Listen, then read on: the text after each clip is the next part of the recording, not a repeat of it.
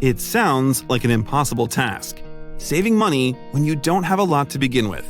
But fortunately, there are some handy tips and tricks that help you add consistently to your savings and reduce the temptation to raid the piggy bank when things get hard. All while not giving up all of your creature comforts. Welcome to Mindnificent. In today's video, we're going to discover how to save money when you only have a low income. Click that subscribe button if you want to be smarter with money and learn all the things about getting rich. Are you ready? Let's get into it. Number 1. Lower housing costs. Housing costs are expensive. It doesn't matter if you're renting or you own your home. The expenses are always exorbitant. Despite the dreary outlook, there are a few things you can do to save a bit of money on those bills. The first thing we suggest you doing is consider whether the place you are at now is really the place for you. Are you living in a 2-bedroom house on your own? Do you really need the backyard, garage, and extra space? If not, you could easily downsize by moving into a 2-bedroom apartment or single-bed studio apartment. Houses are a lot more expensive than apartments, so if you are just renting, think about what you really need the next time your lease is due for renewal. Of course, if you own your home and are paying a mortgage, moving out is the last of your options. No problems though, there are still several things you can do to save on bills. You should be mindful about the electricity you use. If you aren't in the lounge room, turn the lights off. If you aren't watching TV, turn it off. And try avoid using the AC and heater. Either put on some more clothes or take some off if it's too hot. Number 2. Limit entertainment costs. Now, I understand that limiting your entertainment costs can be hard, but it's definitely not as hard as you think. Think of all the times in a week you go out and spend money on little adventures. That trip to the movies, Saturday night at the club, bar or restaurant, the pointless drive around the neighborhood. At the time, it may not seem like much, but these little windows of entertainment add up, and for some reasons, you always end up short at the end of the week. There are plenty of things you can do to pass the time that are free, like going to the beach if it's summer, going on long walks, and exploring new parts of your city. Google is your friend and a veritable list of free, cheap things to do in your area. You can make a social affair as well. Your friend's company shouldn't cost you a thing, and if it does, you need better friends. If none of this excites you, you can simulate a nightclub at home by inviting a few friends over, turning off all the lights, pumping some loud music, and passing out on the floor. Of course, we're kidding. But if worse comes to worse, you can always play pantry bingo, cook up a feast, and watch Netflix at home for next to nothing. Limiting your entertainment expenses may seem like a drag, but there are always cheaper options to keep yourself entertained. Number 3. Eat at home.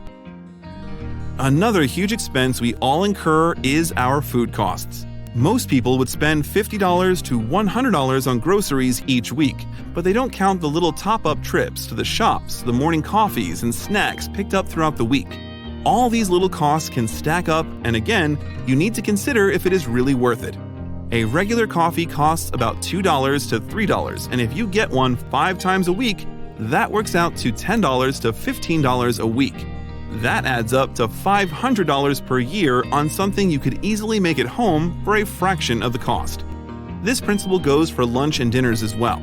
We often find ourselves eating on the go and purchasing something quick and easy from the local shop.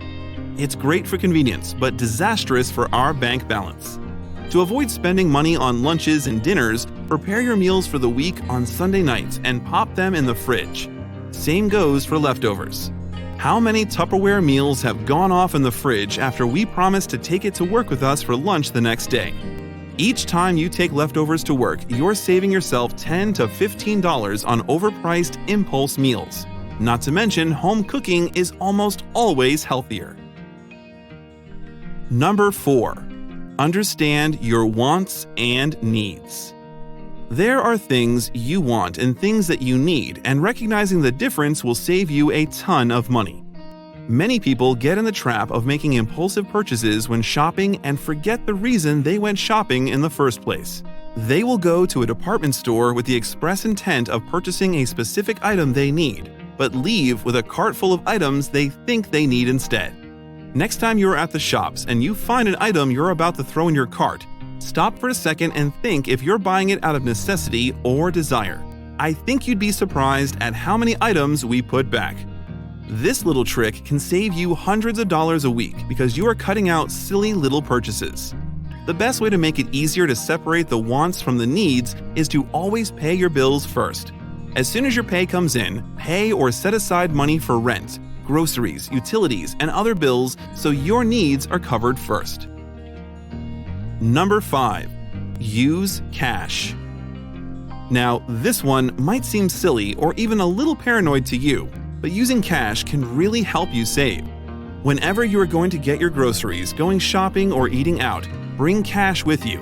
Make sure to bring just enough so you have a little wiggle room for emergencies, but not an excessive amount that you can splash out.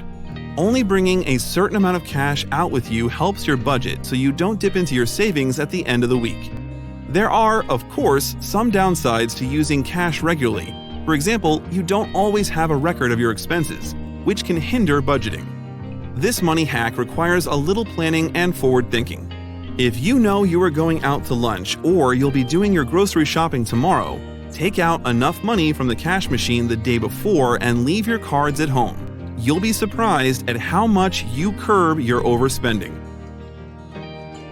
Number 6. Automate your savings. This tip is an easy one to execute, and there's 2 ways you can do this. The first way is via split payment salaries. Most employers give you the option to send part of your paycheck to a different bank account, one that you can't touch. If you're starting a new job, check with your payroll that this can be done. Or if you are already working, ask your manager or payroll what options you have. You can send any percentage of your paycheck each week to your savings account. Over time, you'll forget about the arrangement and won't even notice the missing cash. That is, until you get a healthy bank statement with all the money that's been slowly accumulating. The second way to automate your savings is through a bank's own scheduling and automation systems.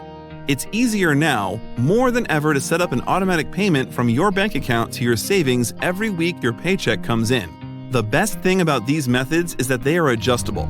If your situation changes, you can raise or lower your contributions to save more or give yourself a little more breathing room. It might take a few weeks of running short until payday to strike a workable balance, but it's definitely doable. While automating your savings is one of the easiest ways to save money, don't get carried away with how much you put away. Start with a reasonable amount, then you can increase it if you're comfortable. The hardest part of saving money is making your first $1,000, but after that, it's smooth sailing on to the next milestone, $10,000. Saving can be addictive, so keep grinding until you can one day afford that big-ticket item you've always dreamed of. Number 7. Review your phone bill. Your phone bill is amazing, and not just for trying to decipher who you drunk text at 4 a.m. last Saturday night. It's a great insight into your mobile spending habits and gives you a monthly opportunity to check where savings can be made. Reviewing your usage and changing your phone plan to suit your usage better can save you hundreds of dollars a year. These days, our phones are mostly used for data, and that usage represents the biggest component of our monthly bill. We still call and text, but most pre- and post-paid cell plans include unlimited calls and text.